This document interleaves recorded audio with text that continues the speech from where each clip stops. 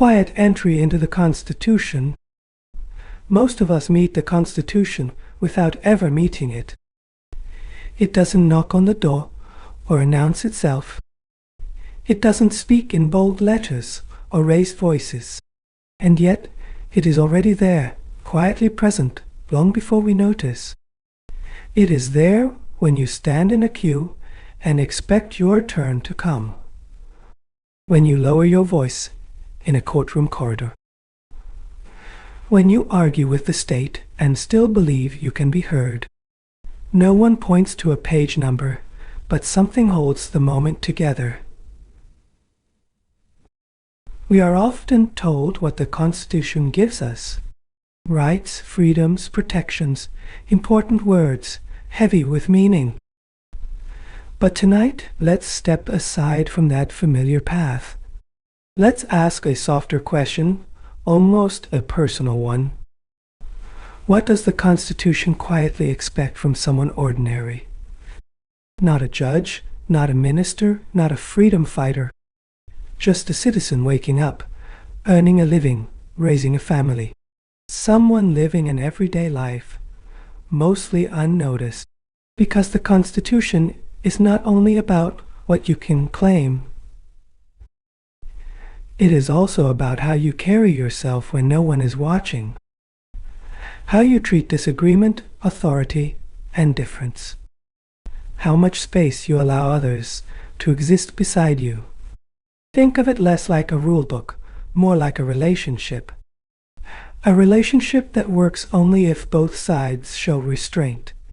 The state promises power with limits.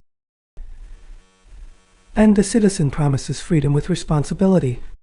This relationship doesn't demand perfection. It asks for patience, for trust, sometimes for silence. It assumes that ordinary people can be steady, that they can disagree without tearing the fabric apart. Most days, the Constitution does nothing dramatic. It simply holds the background steady while life moves on. Like a quiet presence in the room you've grown used to. So familiar that you notice it only when it is missing. Tonight, as we begin, we won't open any books. We won't quote lines or count clauses. We'll just sit with the idea that the Constitution is already at work, asking something gentle, but lasting from all of us. The ordinary person at the center. When the Constitution was written, it was not written for saints. It was written for people like us, tired, hopeful, confused, unequal. People who argue, make mistakes, carry histories they did not choose. Ordinary people living extraordinary complexity.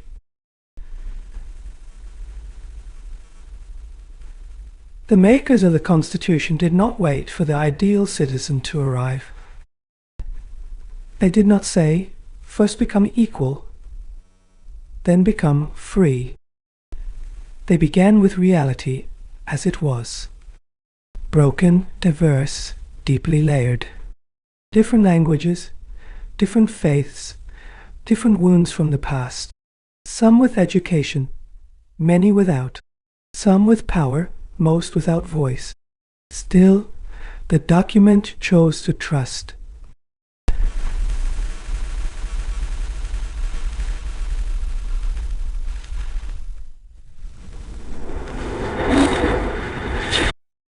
Because it does not sound loud or emotional.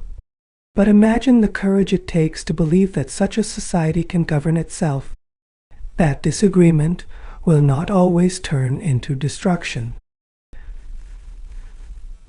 The Constitution assumes that people will learn, slowly, unevenly, sometimes painfully. It assumes growth, not perfection. It leaves space for failure and for correction. This is where its confidence quietly shows. It does not hover over citizens like a strict guardian. It steps back and says, This is now yours. Handle it carefully. At the heart of this trust lies a simple idea. Power does not finally belong to rulers, offices, or buildings. It rests with people who live ordinary lives. People who vote, protest, comply, resist, and wait. Sovereignty sounds like a heavy word, but in daily life it feels very light. It feels like choosing to stand in line, like accepting outcomes you did not vote for. It feels like losing an argument, yet staying within the system. Like believing that tomorrow still belongs to everyone. That no one owns the country permanently. Not even those in power today. The spirit behind this idea is quiet confidence. Not blind optimism, but faith with caution. I believe that citizens, when trusted, can rise, slowly, to responsibility, even when circumstances are unfair. This spirit does not deny inequality. It acknowledges it without surrendering to it. It says conditions are unequal, but dignity is not. And dignity must be protected everywhere. That is why the Constitution speaks to everyone at once. To the powerful, asking restraint. To the powerless, offering assurance. To the ordinary, offering participation. Participation does not always mean loud action. Sometimes it means patience. Sometimes it means choosing lawful paths when shortcuts are tempting. Sometimes it means staying invested even when disappointed. The Constitution does not expect heroism from citizens. It expects continuity. That everyday people will keep showing up. In queues, in classrooms, in polling booths, in conversations. It trusts that people will argue fiercely but return to the shared table. That they will protect the process even when outcomes hurt. That they will remember this system is theirs too. This is not naive trust. It is trust with safeguards, boundaries, and time. Time for society to mature. Time for habits of democracy to form. Seen this way, the Constitution is not impatient. It does not rush people into virtue. It allows learning by living, by making mistakes without breaking the whole. For an ordinary person, this trust is both comfort and burden. Comfort because you are counted. Burden because your actions matter, even when small, even when unseen. The Constitution quietly assumes that you will care. Not all the time. Not perfectly, but enough to keep the shared space intact. Enough to pass it on. So when we speak of its spirit, we speak of faith in ordinary judgment, in slow progress, in people growing into responsibility one day at a time. It is a promise made not to angels, but to humans, flawed, diverse, unfinished, and yet trusted with the most difficult task of all, living together, rights as responsibility carrying freedoms. When we hear the phrase fundamental rights, we often imagine protection from the state, something that shields us when power comes too close. That idea is true, but incomplete, because these freedoms were never meant to work in one direction only. They do not just limit authority. They also shape how citizens behave toward one another, quietly, every day. Take equality. On paper, it sounds abstract, almost formal. But in life, equality appears in small, ordinary moments. In tone, access, patience, and respect. Article 14 does not walk into a room and announce itself. It shows up when you don't use influence unfairly. When you wait your turn, even if you could skip the line. When power does not become entitlement. Equality lives in how rules are applied, but also in how people treat differences. It asks you to notice your own advantage. And then sometimes step back. It does not demand that everyone be the same. It demands that difference not become hierarchy. That disagreement does not turn into humiliation. That dignity does not depend on status. Courts, over time, have widened this idea of dignity. They have said, life is not only about survival, it is about living with self-respect, about being seen as fully human. But no judgment can enforce everyday behavior. No order can teach empathy.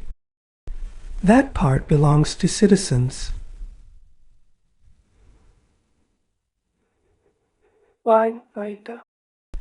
To habits we form without supervision. Freedom of speech works the same way. Article 19 promises expression, debate, disagreement. But it also quietly assumes maturity. That speech will not become a weapon by default. In daily life, free speech is not a microphone moment. It is conversation. It is choosing words carefully, especially when emotions rise.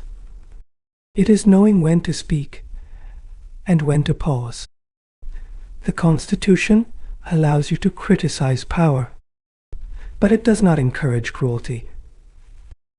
It protects dissent, not distortion. It values disagreement, not destruction. Every society tests this boundary between saying what you feel and saying what harms without purpose, between truth, noise, and provocation.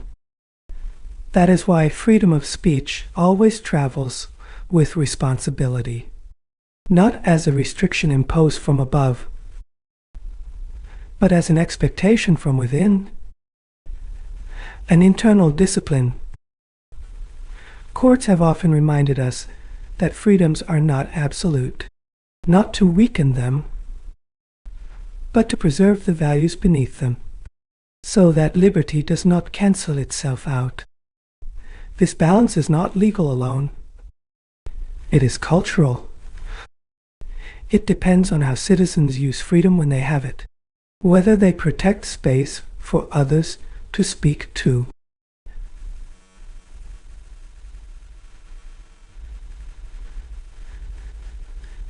Then there is life and personal liberty. Article 21 sounds simple, but over time it has grown quietly expansive, breathing meaning into the word life. Life is not just about not being harmed. It is about conditions that allow dignity, privacy, choice, safety, livelihood, identity, all flowing from a single promise. Judges did not invent this idea out of thin air. They listened to lived reality, to how people actually experience vulnerability, and they interpreted the Constitution with care. But again, the daily burden does not rest on courts alone. Life and dignity are protected most often by ordinary behavior, by how we speak to service workers, how we treat those with less power, by whether we see others as obstacles or as fellow citizens sharing fragile space, by whether convenience becomes cruelty or restraint becomes habit. Dignity is damaged long before violence appears. It is damaged through neglect, mockery, exclusion, through language that reduces people to labels, through silence when harm feels inconvenient to confront. The Constitution can recognize dignity. It can protect it against the state.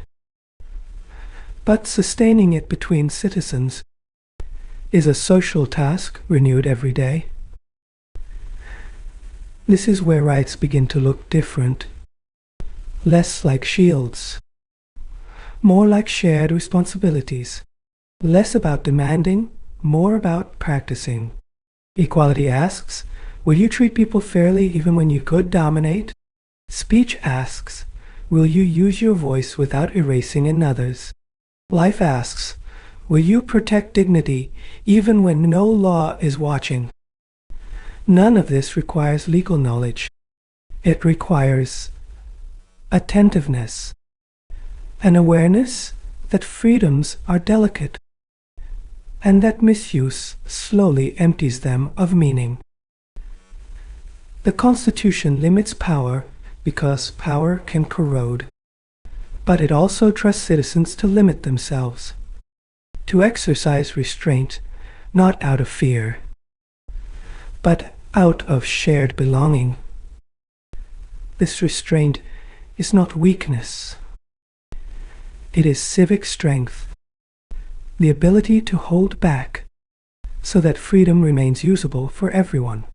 Seen this way, fundamental rights are not passive gifts. They are living practices. They survive only if people choose to honor their spirit.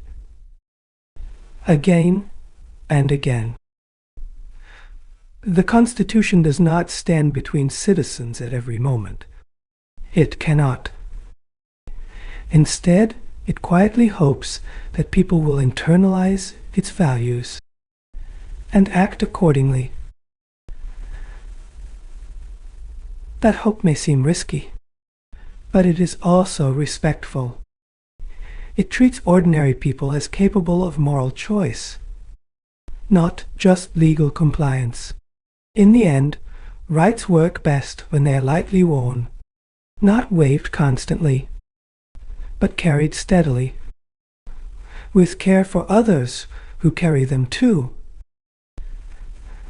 The Constitution's faith in self-restraint. There is a quiet truth at the heart of any constitution.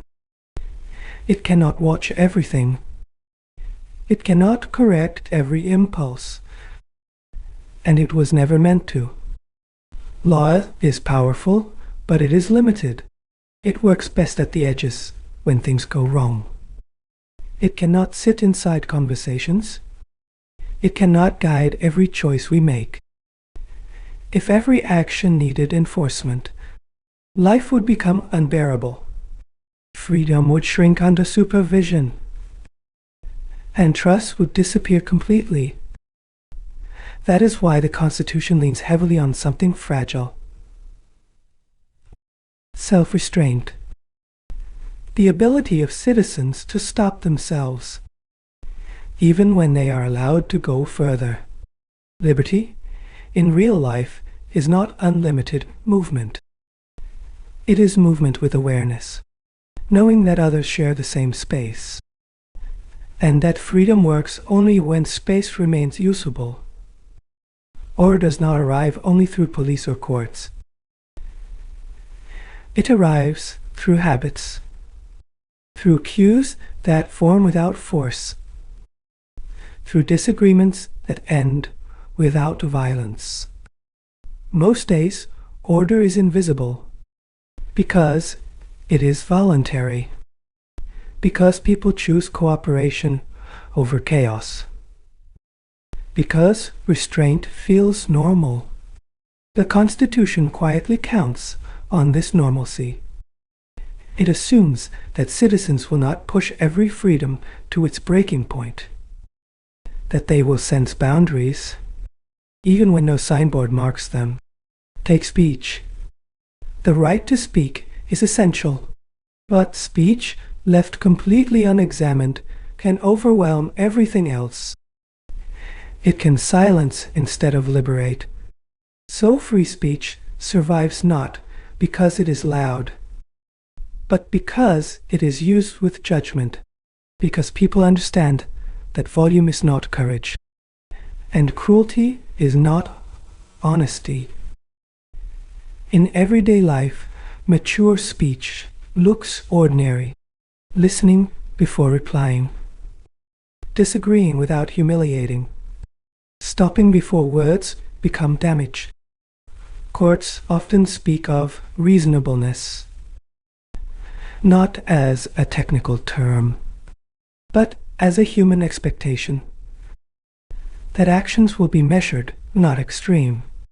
Reasonableness is what allows freedom to coexist. It prevents liberty from colliding with itself. It keeps rights from becoming weapons, and order from becoming oppression. Protest offers another example. The Constitution protects the right to resist, to gather, to object, to demand. But it also assumes responsibility in how resistance appears. A protest that blocks all dialogue defeats its own purpose. A protest that turns violent destroys the very ground it stands on. Mature protest leaves room for others. For the commuter delayed, for the neighbor disturbed, for the possibility of persuasion.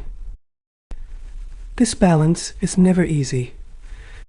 It requires judgment in the moment, not formulas, not instructions handed down in advance.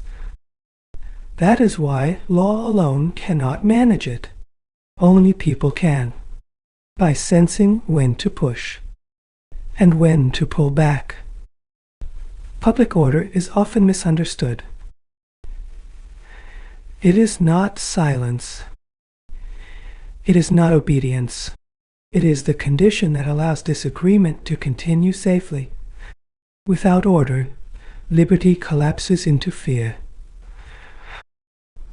Without liberty, order hardens into control. The Constitution tries to keep both alive by trusting citizens to hold the line. Courts intervene when that balance breaks, when power overreaches, when liberty harms others irreversibly. But intervention is the exception, not the design. The design depends on everyday maturity, on people resolving most tensions themselves, on society absorbing friction without calling authority at every step. Think of traffic without signals. It works only when drivers anticipate one another, slow down voluntarily, yield even when they could rush. Civic life works the same way. It flows when people read situations generously, when they resist the urge to dominate, when impatience does not rule behavior. Self-restraint is not submission. It is a form of confidence. The confidence that freedom does not need constant display to remain real. It also reflects faith in others. Faith that disagreement will not always escalate.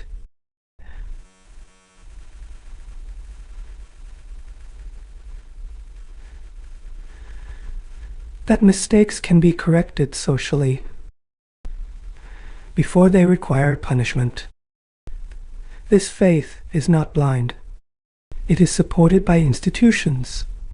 But institutions function best when they are not constantly overwhelmed. A society that rushes to law for every conflict slowly loses its capacity to coexist, because every interaction becomes adversarial. Every difference becomes a case.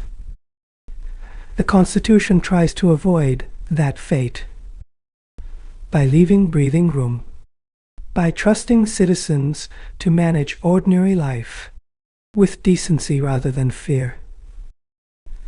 This is a demanding trust.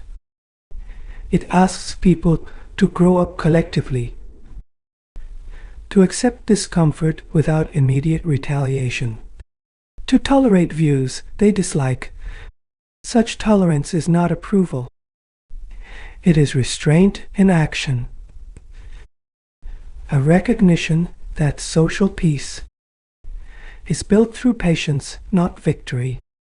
Liberty, then, is not doing everything you want. It is knowing when not to. Order is not being controlled. It is choosing control for shared survival.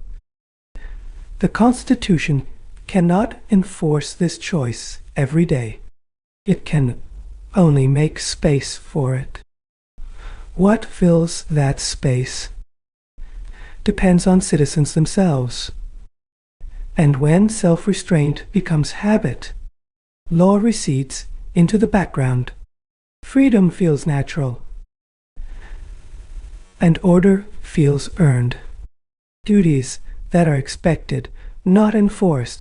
Fundamental duties arrive quietly in the Constitution, not at the beginning, not with celebration or urgency.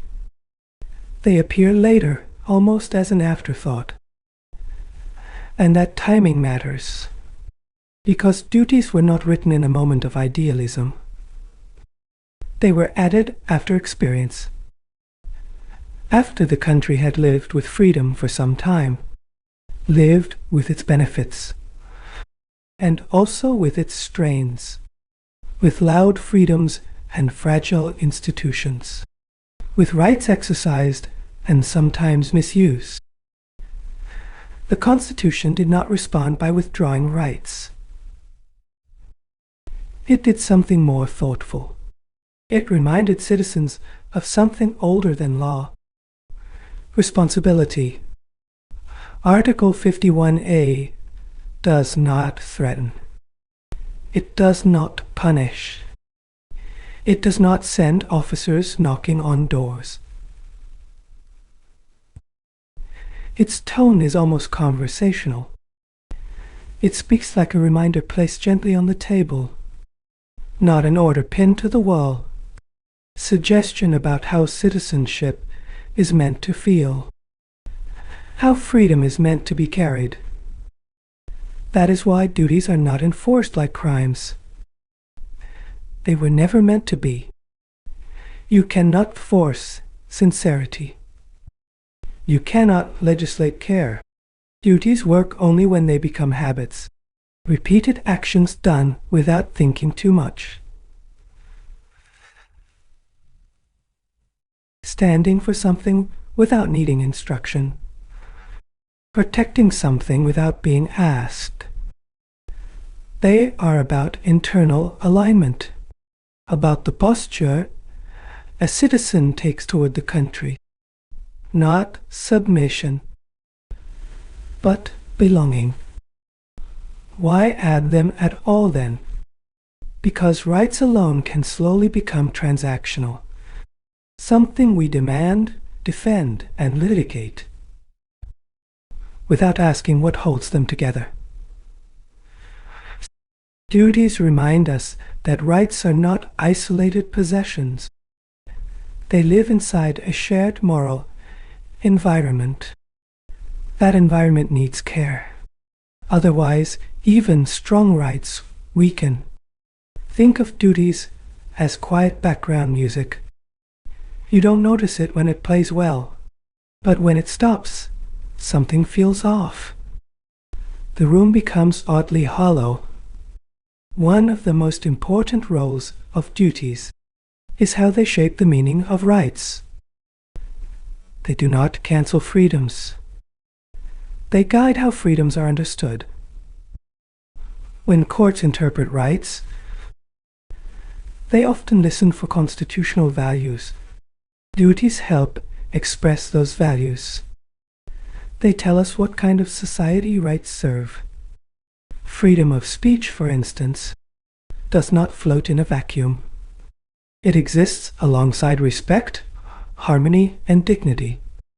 Duties remind us of that balance. Equality is not just about equal protection. It is also about fraternity, about recognizing others as fellow citizens, not rivals to be defeated. Life and liberty are not only individual claims. They are collective responsibilities. What one person does with freedom shapes how safe freedom feels for others. Duties quietly anchor rights in social reality. They say, yes, you are free, but you are not alone. Others are free too. This is why duties often sound simple, almost obvious.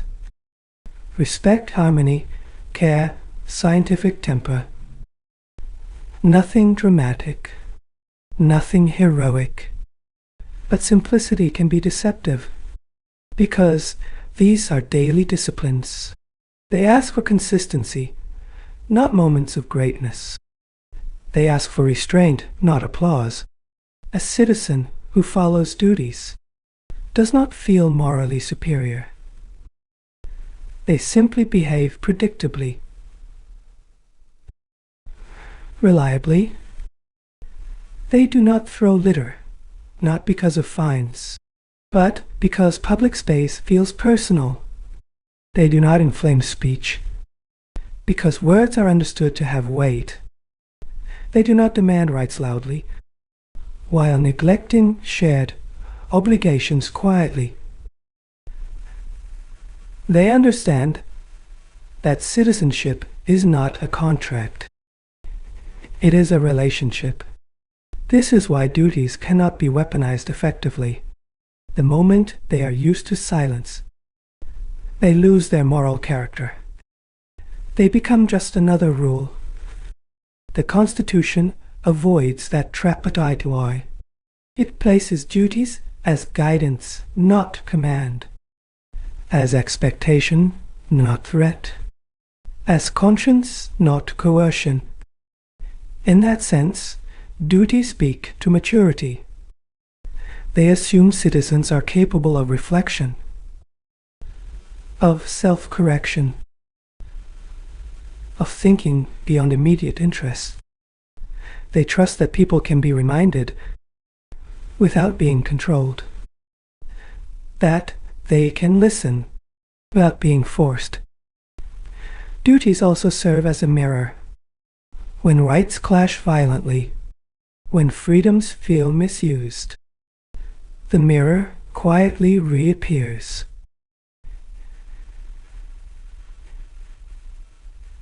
It asks, what kind of citizen are we becoming? Are we protecting the spirit of the Constitution, or only its letters? Are we strengthening freedom or exhausting it? These are not questions with legal answers. They are civic questions, answered through behavior, through culture, through example. Fundamental duties do not ask you to sacrifice rights. They ask you to hold them well, to use them in ways that leave room for others to breathe. They remind us that a constitution survives, not only through courts and amendments, but through millions of small choices made correctly without notice. In the end, duties are not about obedience. They are about stewardship, about inheriting a constitutional order and leaving it usable, not perfect, not untouched, but intact enough for the next ordinary person to live freely. Courts, citizens, and constitutional conversations. The Supreme Court often feels distant. A large building, elevated benches, heavy language. But in constitutional life, it was never meant to stand above society. It stands within a conversation. Courts do not rule the country. They interpret the promises already made. They listen to disputes that could not resolve themselves. And then they speak, carefully and with limits. The authority of the Supreme Court of India does not come from force. It comes from trust. Trust that its words will be accepted. because they are reasoned, not imposed. This makes courts participants, not masters. They respond to questions society brings to them. They clarify meaning when confusion grows. They step in when balance tilts too far. One of the most distinctive features of this dialogue came from citizens themselves. Public interest litigation did not begin as a grand design. It emerged from need. People who could not reach the court directly were brought into the conversation through others. Letters became petitions. Suffering became visible. This changed the court's posture. It was no longer only listening to formal disputes. It began listening to lived reality, to conditions, not just complaints. This did not turn judges into administrators, nor did it make courts all-powerful. It simply widened the doorway, allowing unheard voices to enter. Pill also changed citizens. It reminded them that constitutional remedies were not reserved for the elite. That concern itself could be a form of participation. Over time, this dialogue reshaped ideas of life and liberty. Article 21, once narrow, began to breathe. Not because judges wished it so, but because reality demanded it. Life was no longer just about survival. It became about conditions that make survival meaningful. Health, safety, livelihood, environment. Things people experience daily. Environmental harm, for instance, was not framed as abstract damage. It was framed as lived suffering. Dirty air, unsafe water, disappearing commons. When courts responded, they were not creating new rights from nowhere. They were recognizing that dignity cannot exist in poisoned surroundings. This was interpretation, not invention. A reading of constitutional values through contemporary experience, through what life actually looked like on the ground. Still, this expansion was never without caution. Courts repeatedly reminded themselves of limits. They spoke of balance, of restraint even while responding. Because a court that tries to do everything risks weakening itself. And a society that hands over all responsibility slowly forgets its own role.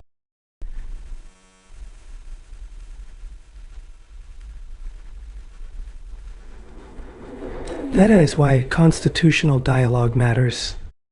Courts speak, but citizens must listen and act. Judgments do not replace governance. They nudge it back toward values. Hill, at its best, reflects this partnership. Citizens bring attention.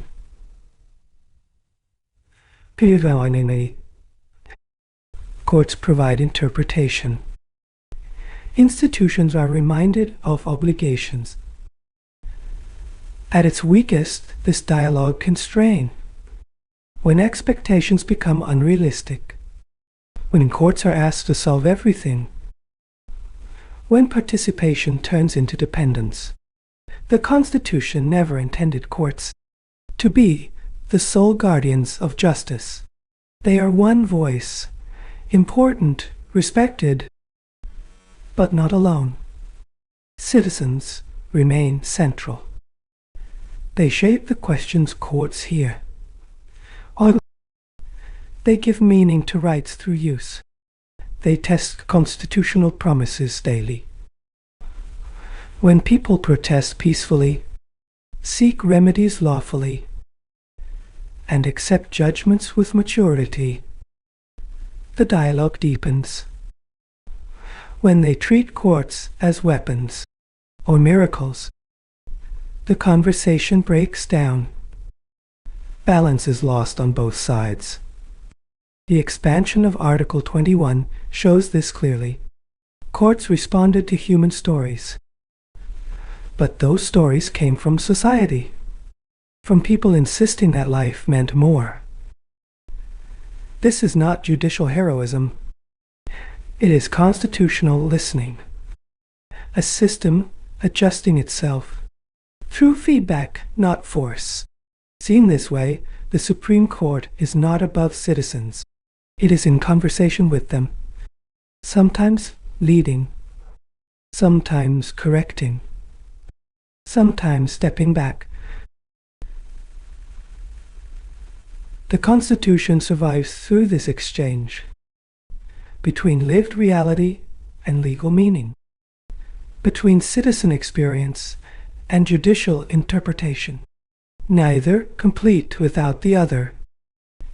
In the end, constitutional dialogue is slow, often unsatisfying, rarely dramatic, but it is durable, because it trusts that ordinary people will keep speaking, and institutions will keep listening, carefully, imperfectly, together. Dissent, obedience, and democratic maturity. A constitutional democracy lives in a narrow space between obedience and dissent, between order and questioning, between acceptance and resistance. The Constitution does not ask citizens to obey blindly. It knows that power, left unquestioned, hardens.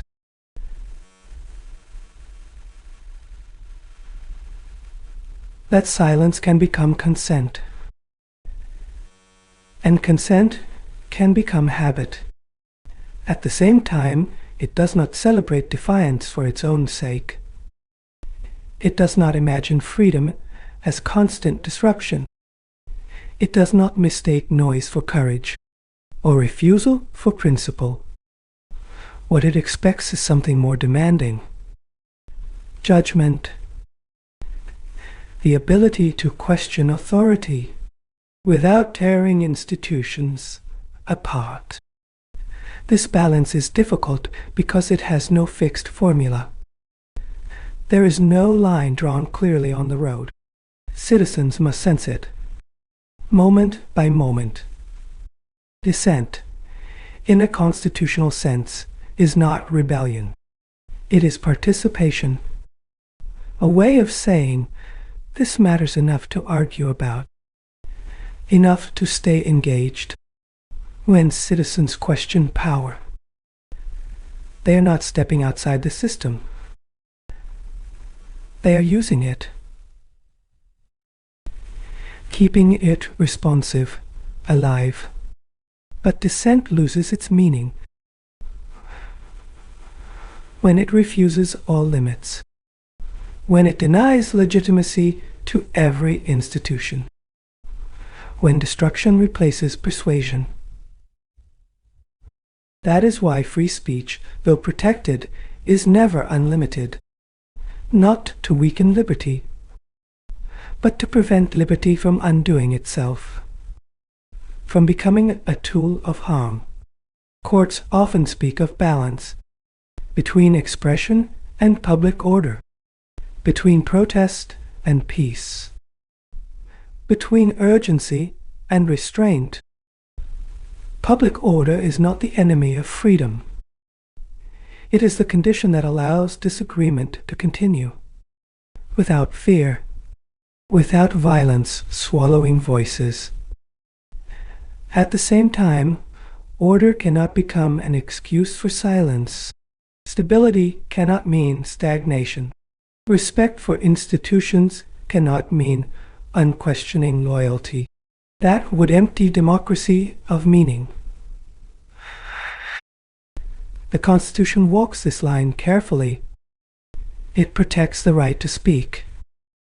It also protects the space in which speaking remains possible. both are fragile. Mature citizenship understands this tension. It knows when to raise its voice and when to lower it, when to insist and when to listen. Obedience, in this sense, is not submission. It is recognition of process, acceptance that change takes time, that disagreement does not always mean immediate victory. Dissent, likewise, is not refusal to cooperate.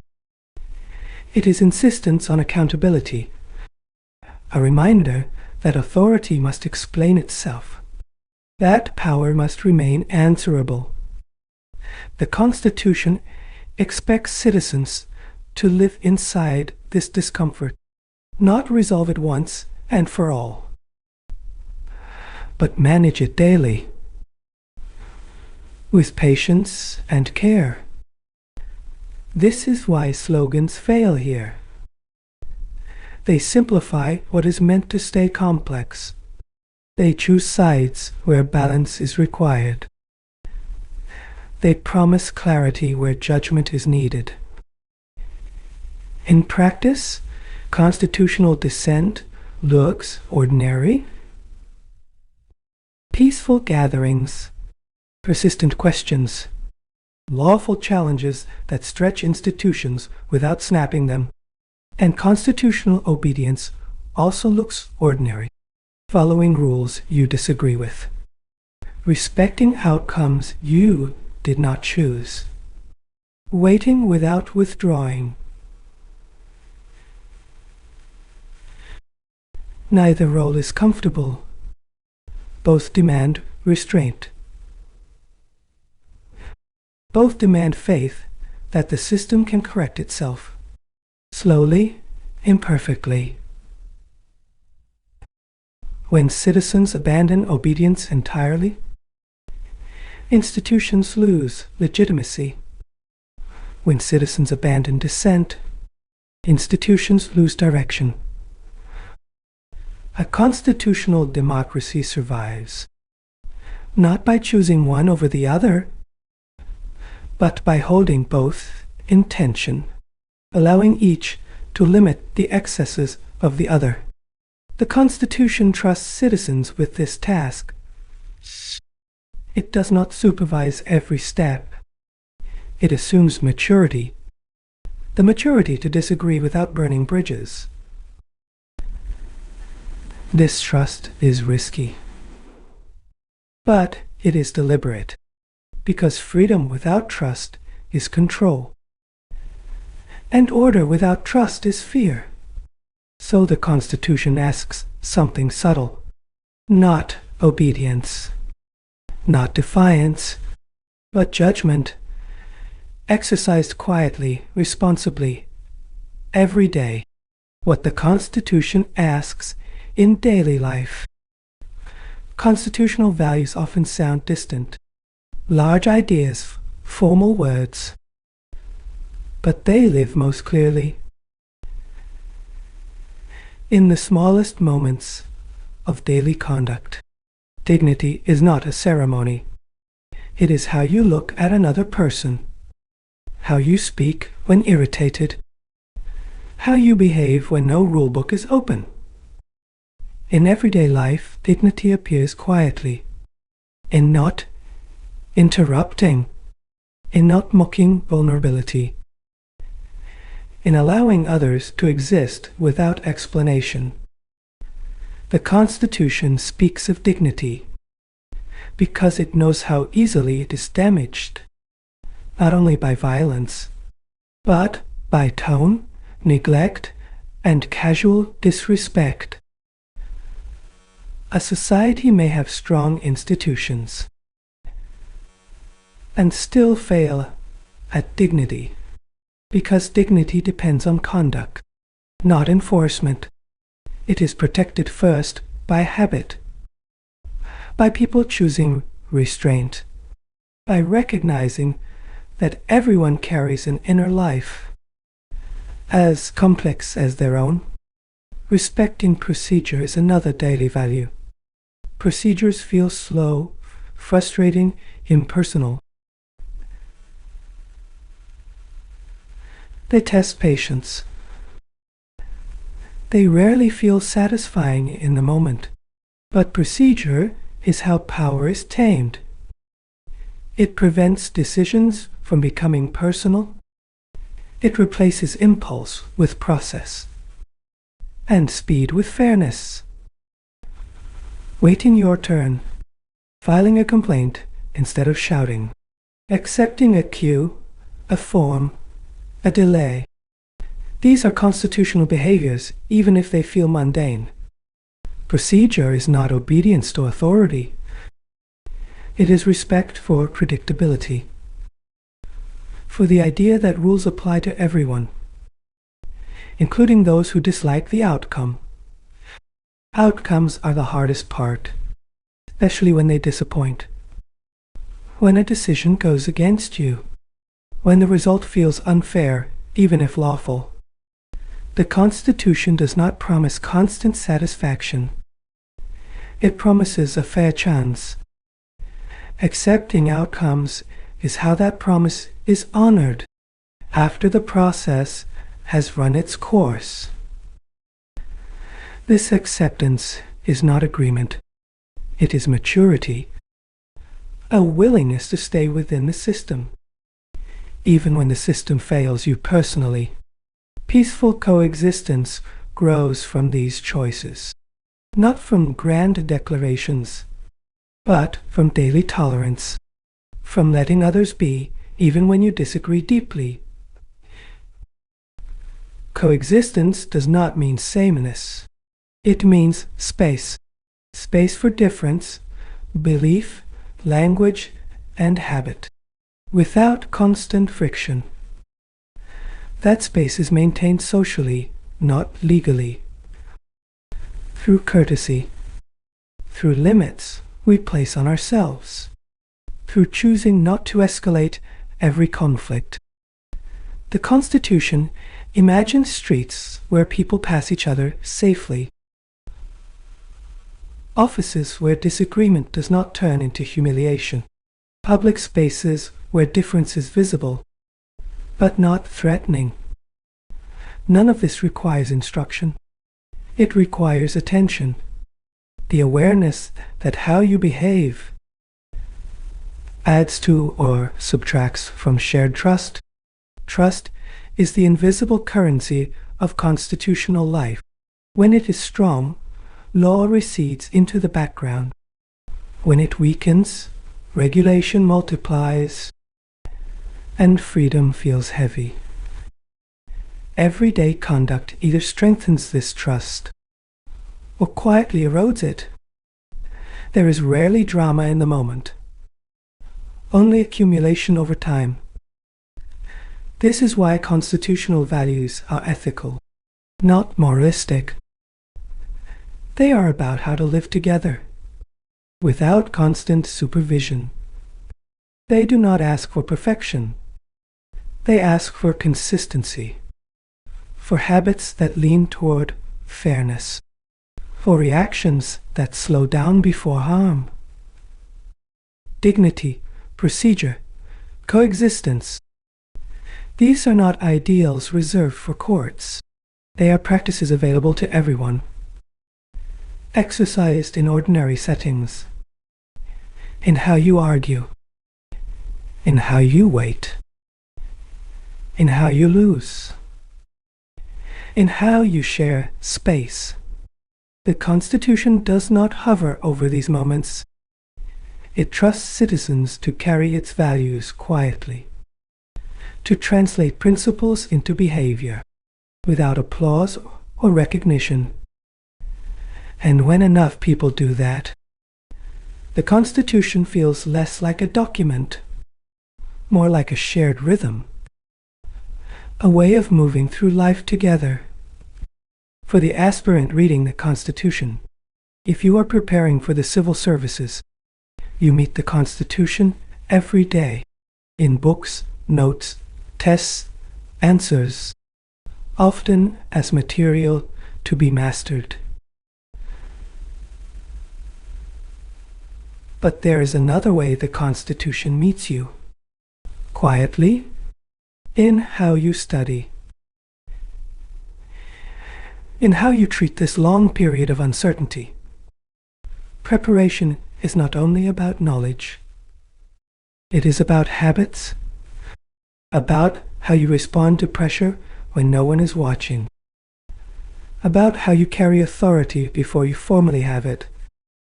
The Constitution you read today is the Constitution you may one day work with, not as text, but as responsibility. Future authority does not arrive suddenly. It is rehearsed slowly, in small choices made now. In discipline, fairness, restraint, how you deal with competition matters, not in grand ways, but in whether comparison becomes bitterness or remains quiet motivation. How you deal with failure matters too, whether it makes you cynical or makes you patient with systems, patient with people. The Constitution expects administrators who respect procedure even when it slows them down. That respect is not learned on the job. It's learned in preparation, in following a timetable honestly, in accepting rules you did not design, in trusting processes whose outcomes you cannot control. These are early lessons in governance. You are also learning how to hold power in thought. Every answer you write is an act of interpretation. Every judgment you frame reflects values. The tone you choose often matters more than the conclusion. Whether you acknowledge complexity, whether you resist easy certainty, the Constitution does not reward cleverness alone. It relies on balance, on the ability to see more than one side, on comfort with ambiguity. This comfort is developed quietly, by reading slowly, by not rushing to opinions, by letting questions remain open a little longer. As an aspirant, you also experience authority without power. You wait. You follow schedules decided elsewhere. You live with evaluation that feels impersonal. This waiting is instructive. It teaches what it feels like to be governed, to depend on systems, to accept outcomes you cannot negotiate. Remember this feeling, because one day you may design or enforce systems yourself. Memory creates empathy. Quiet accountability begins here. In studying even when shortcuts are possible. In resisting the urge to game the process. In respecting integrity when no one checks. The Constitution relies heavily on such people. People who regulate themselves, who do not need constant supervision, who act correctly out of habit. As an aspirant, you are not being tested only on content. You are being shaped by routine, by solitude, by repetition. Solitude is especially important because most decisions in public life are made alone. Files do not applaud. Desks do not judge. The character you build now is what enters that room later, not your notes, not your answers, your habits. The Constitution does not need dramatic loyalty. It needs steady conduct. Officers who respect limits, who value procedure even under pressure. That steadiness is rehearsed now. In how you respond to anxiety, in how you treat peers, in how you speak about institutions. You do not need to feel inspired. You do not need certainty. You only need sincerity, consistency in small things. This phase will pass, but its imprint remains. Long after books are closed, long after exams fade from memory. So as you study the Constitution, notice what it is doing quietly. It is not only informing you, it is observing you, not as an examiner, but as a future responsibility, asking, can you be trusted when authority eventually rests with you? Gentle closure, living the Constitution. The Constitution is not something we finish reading. It is something we slowly live into. Year by year, habit by habit. It settles into life quietly, into how we wait, how we speak, how we disagree without walking away. Most days, it asks for nothing dramatic, no sacrifice, no declarations, only steadiness. Participation does not always mean action. Sometimes it means staying, remaining invested when interest fades, trusting the process even when it feels distant. Restraint often goes unnoticed because it looks like nothing happening. A word not spoken, a reaction delayed. But restraint is how freedom survives, how space remains shared, how tomorrow stays possible for more than one voice. Faith, too, is quiet, not certainty, not optimism, just a willingness to believe that living together is worth the effort. The Constitution rests on this faith, that ordinary people will care enough, not perfectly, just enough, enough to protect what they did not personally create, enough to pass it on, slightly worn, still usable. There is no final moment of arrival, no point where the work is done. The Constitution does not end. It continues softly, in cues forming without instruction, in arguments that cool down, in decisions accepted even reluctantly, in silence chosen over harm. Tonight, there is nothing to conclude, no lesson to underline, only a sense that something steady is present, holding the background together. And tomorrow, without thinking much about it, you will participate again by how you live. That is enough for now.